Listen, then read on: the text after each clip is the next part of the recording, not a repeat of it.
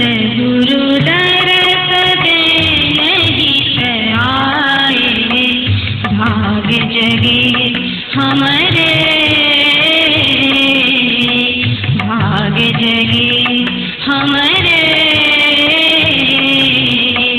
सतगुरु दरस दे नहीं आए, सतगुरु दरस दे नहीं आए।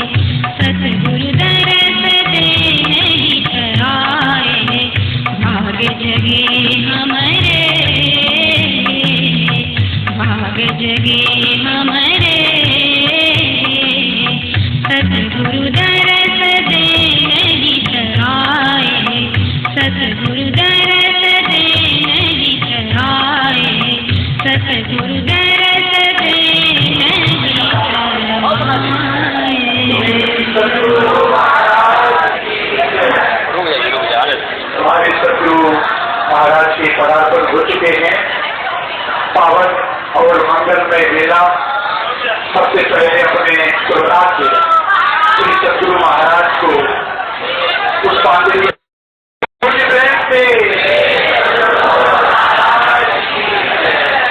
श्री सतगुरु महाराज की श्री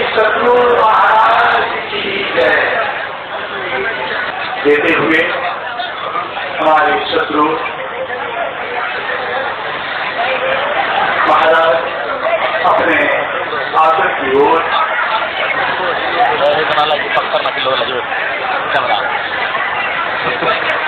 हमारे सतगुरु महाराज आसन की ओर सबको बैठने का संकेत है और श्री सतगुरु महाराज की जय। श्री सचिदानंद बाबू एवं संत प्रधानाश्रम श्री सतगुरु महाराज की जय एवं संत श्री साई भगत जी श्री सतगुरु महाराज की जय। हम गुरु महाराज के विनम्र प्रार्थना और निवेदन करेंगे कि हमारे कार्यकारिणी के सदस्य कुछ रह गए हैं जो दूर से ही बुजुर्ग श्री को प्रणाम निवेदित करेंगे। मैं उनका नाम पढ़ना चाहूँगा। अनुमति हो बुजुर्ग पत्थर के कार्यकारिणी समिति और वरिष्ठगण प्रणाम निवेदित करके अपनी जगह पर चले जाएंगे। मंगल मूरत सद्गुरु मिलवें सर्वाधार मंगलमय मंगल करन विनवो बारंबार। धन्य धन्य सद्गुरु सुखद महिमा कही न जाय। जो कछ कहूँ तुम्हारी कृपा मोते कछु समवेत समादरणीय सज्जन वृंद आदरणीय माताओं तथा भक्तिमती बहनों,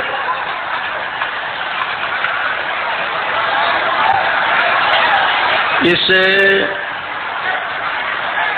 मंगल शुभ अवसर पर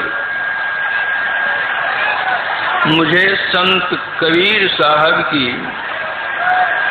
एक कड़ी याद आती है।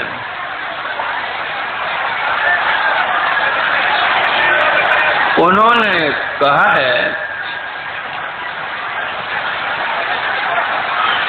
मोरे जियरा बड़ा अंदेशुबा मुसाफिर जइयो कौनी ओर।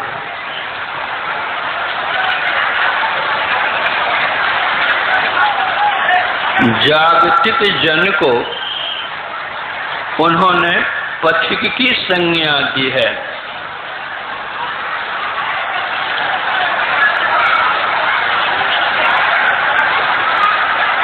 पथिक की यात्रा की परिसमाप्ति निर्दिष्ट स्थान पर पहुंचने पर ही होती है।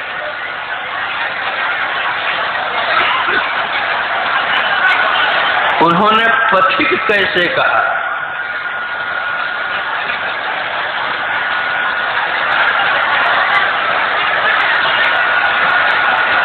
हम देखते हैं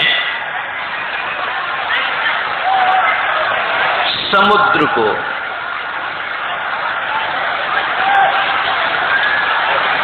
जलराशि से परिपूर्ण है। उस समुद्र से वाष्प उठता है।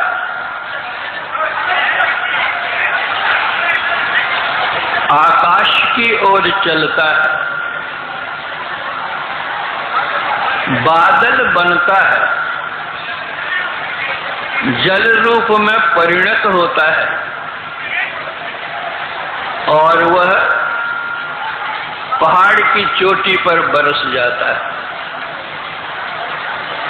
वह जल पहाड़ पर टिकता नहीं है,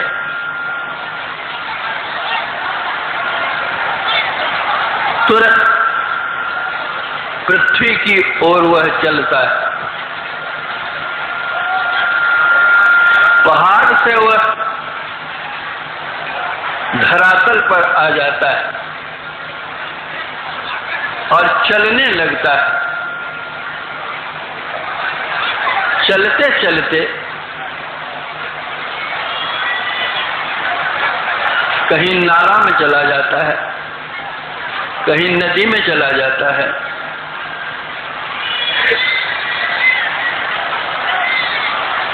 लेकिन जब वह बड़ी नदी गंगा के उदर में समाता है, वह गंगा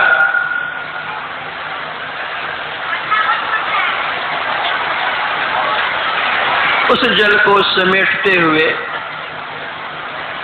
पुनः समुद्र में पहुंचा देती है, जहां से जल वाष्प होकर के निकला था वहां पुनः चला गया। अब उसकी यात्रा समाप्त हो गई। जहां से चला था वहां वह पहुंच गया, स्थिर हो गया। लेकिन जब तक वहां नहीं पहुंचता था तब तक अनेक जगहों में वह ठोकर खाता हुआ गंगा के पास आता है और फिर वह समुद्र में मिल जाता है। तुलसीदास जी कहते हैं, सरिता जल जल निधि मह जाई, होय अचल जनु जीव हरि पाई। सरिता का जल समुद्र में जाकर स्थिर हो जाता है, उसी तरह यह जीव पीव को पाकर स्थिर हो जाता है, आवागमन के चक्र से छूट जाता है। दैहिक दैविक भौतिक इन त्रितापों से जो मानव संतप्त होता रहता है, उससे वह सदा के लिए मुक्त हो जाता है। तो इस जीव और पीव का मिलन कैसे हो? यह जीव तो उसी पीव से निकला हुआ है। यह जीव जब तक उस पीव में मिल नहीं जाता तब तक 84 लाख प्रकार की योनियों में यह भटकता रहेगा। यात्री कुशल वह कहलाता है जो जिस वस्तु के लिए उसने यात्रा की है उस वस्तु को प्राप्त कर सकुशल अपने घर पहुंच जाता है। अगर कहीं रास्ते में अटक गया, वह लौटकर अपने घर नहीं पहुंचा, तो वह कुशल यात्री नहीं कहलाता। जो जल चलते चलते नदी में आ गया, समुद्र में जाकर वह मिल जाता है। गंगा का आश्रय लिए बिना समुद्र में वह नहीं जाता। लेकिन जो जल पहाड़ से उतरकर उछलता कूदता हुआ कहीं गड्ढे में चला गया, अब उस गड्ढे में वह गड्ढा शहर के किनारे है। शहर की रंग बिरंगी रोशनी उस जल पर पड़ती है, उस जल में चकमकी आ जाती है। अब वह जल सोचने लगता है कि जब से मैंने समुद्र से यात्रा की है, इस तरह की चकमकी तो मेरे में कभी आई नहीं थी। इसलिए मैं यहीं रह जाऊं और आगे बढ़ूं, नहीं तो वही अच्छा है। जो गंगा की शरण लेता है वह तो समुद्र में चला जाता है, और जो गड्ढे में रहकर उस चकमकी में रह जाता है तो कुछ दिनों के बाद में वह जल सूखने लगता है, होते होते वह सड़ने लगता है, होते उसमें कीड़े पड़ जाते हैं और उसकी दुर्गति हो जाती है। उसी तरह से 84 लाख योनियों में भ्रमण करते करते अब मनुष्य शरीर में आ गए हैं हम, हैं? लेकिन इसमें ऐसी चकमकी मिल रही है हमको कि और किसी शरीर में ये चकमकी मिली नहीं थी। इतना सुख, इतना ऐश्वर्य, इतना सुख भोग, इतनी सुख सुविधा, तो सोचते हैं कि इसको छोड़कर कहीं जाना नहीं, इसी में रहना है। तो क्या होगा परिणाम? रहते रहते सड़ोगे, गलोगे, पचोगे, कीड़े बन करके समाप्त होगे।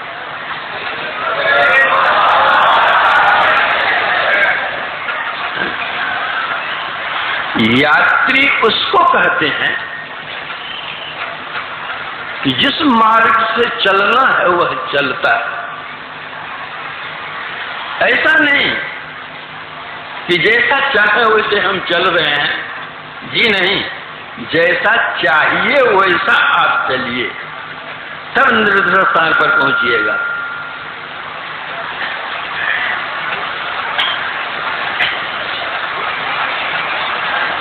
हम लोगों के शरीर में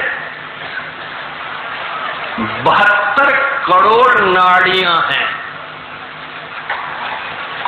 उन 72 करोड़ नाड़ियों में 101 नाड़ियां मुख्य हैं। उन 101 नाड़ियों में 9 नाड़ियां